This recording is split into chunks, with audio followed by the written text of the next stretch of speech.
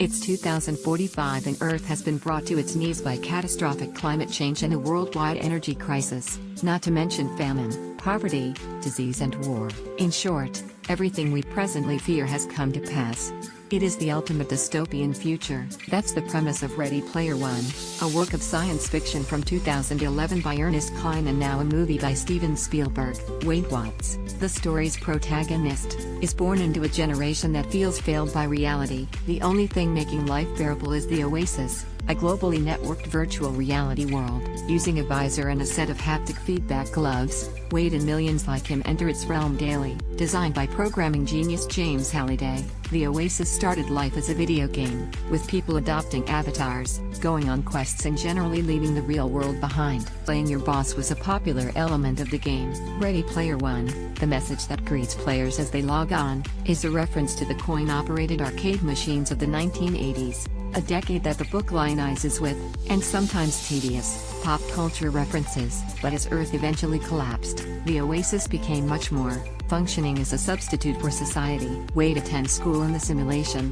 while his mother works two-time jobs, one as a telemarketer, the other as an escort in a brothel. Like millions of other users, Wade discovers a special purpose in the Oasis: the hunt for Halliday's Easter egg, a treasure hidden inside the simulation. Anyone hoping to find it must be a consummate geek and share Halliday's passion for 80s pop culture. The finder will inherit not only the designer's immense fortune but control of the virtual world. Wade spends his nights revising, playing Galaga, a classic arcade game from the 80s, and reading X-Men comics, wedged between a wall and a dryer in his tiny trailer, every learned reference boosting his power in the simulation. He sees the Oasis and Halliday's final quest as an escape hatch into a better reality. Virtual reality isn't often depicted so alluringly on film. The Matrix is one of the best-known VR dramatizations, and one of the bleakest. Following an unsuccessful war with intelligent machines, the human race is little more than a crop, a plentiful source of bioelectricity.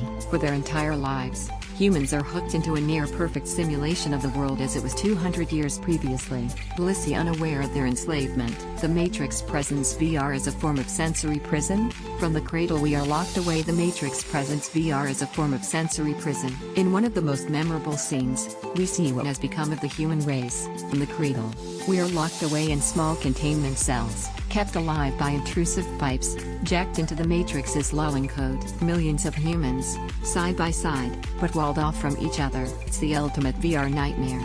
The virtual has supplanted the real and isolated the individual. What's more, we aren't even aware of our incarceration. The dilemma is best dramatized through Cypher, played by Joe Pantoliano. Although free from the Matrix for nearly a decade, he cannot bear what has happened to the world. So he cuts a deal with the machines to re-enter the simulation and have all memories of the truth wiped. As he betrays his friends, and finalizes the terms of his deal, he says, "You know, I know this steak doesn't exist. I know that when I put it in my mouth, the Matrix is telling my brain that it is juicy and delicious. After 9 years, you know what I realize?" He takes another bite. Ignorance is bliss.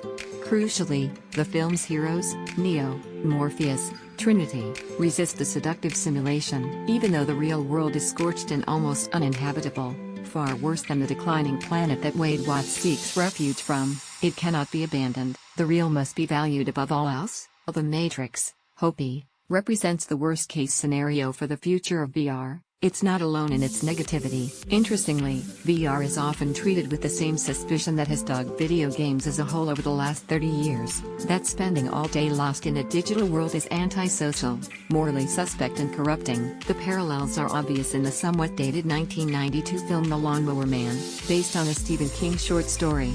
It stars Pierce Brosnan as the brilliant but quite mad scientist Dr. Lawrence Angelo, who uses virtual worlds to expand the minds of chimpanzees. When his test chimp turns murderous, of course, he begins experimenting on Joe, a man with learning difficulties who mows his lawn. When his research stalls, Angelo retreats to his basement and spends hours in his VR worlds, neglecting his wife and various responsibilities. The room has the unmistakable funk of a teenager's bedroom. In fact, his only real friend seems to be the kid next door, who believes that Angelo has all the best games and comes around to use the VR rig. While the visual effects look abysmal by today's standards, Angelo's psychedelic simulations pointedly resemble video games, including first-person shooters and racers, and their effect is literally mind-altering. Joe becomes more intelligent, but they soon grant him the less desirable traits of telekinesis and murderous rage. The more illicit hard to detect. Spending your time hiding away and playing games is destructive and debasing. There is no wholesome substitute for the real world.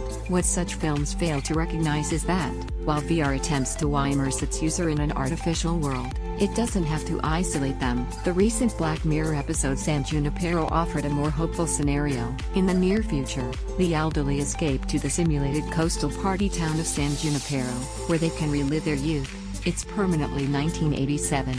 And connect with others approaching the end of their natural lives. Black Mirror generally offers up terrifying visions of a future distorted by technology, but here it explores its potential to unite people and create a new type of community. In this unusual love story, the main character Kelly eventually chooses to stay in the town after she dies, surviving beyond her body by allowing her consciousness to be digitized and uploaded to a server. There she'll be forever young, happy and with the one she loves. The simulation becomes a form of eternal life.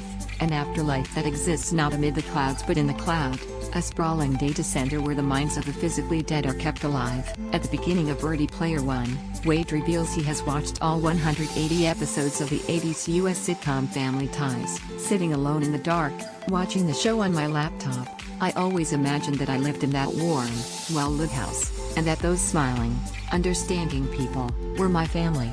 While existing forms of entertainment, literature, TV, movies, games, do offer a form of escape, their effect is transient and fictional. Wade identifies strongly with the sitcom's characters and their world, but seeks something more immersive and substantial. Halliday originally designed the Oasis as a MMORPG, a massively multiplayer role-playing game. That is to say, a virtual space intended to connect people, not separate them. Similar games already exist. World of Warcraft and EVE Online have supported large and sophisticated virtual communities for decades. They thrive on human interaction and would die without it. This is the real reason why Wade is drawn into the Oasis and finds it so difficult to log off every night. He doesn't escape into the unreal in search of selfish kicks or because the world is just too ugly.